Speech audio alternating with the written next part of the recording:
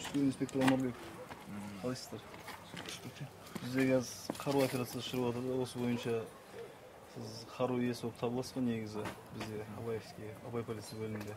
Николай Великий 10 жылдан бері аңшылық және балық аулау кәсібімен айналысып, бүгінде бұл істің хас шебері болған. Мемлекет тарапынан шығарылған бұл заң біз үшін тек жағымды жаңалық. Дабыл қаққыш жүйесін орнату қажет дегенді естігенде, көп ұзатпай қажетті құралды сатып алып, бірден орнаттым дейді аңшы. Кейбір кезде үйден шығып кетем, рыбалкаға барам, мылтық үйде қалады.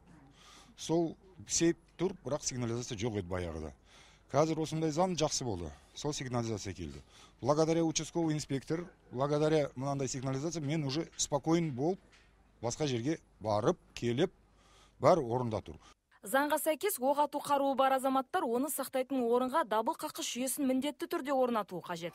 Мәселен, Абай ауданы бойынша 1800-ден астам қару иелері бар болса, тәртіп сақшылары оларға ескерту шараларын жүргізуді жоспарлайды. Осыған орай мекенжайлар бойынша тексеру жұмыстарын жүргізген полицейлер іс-шараны Қайнарбұлақ елді мекенінен бастады. Мұндағы тұрғындардың 80% аталған міндеттемені орындап үлгергеніне көз жеткізді.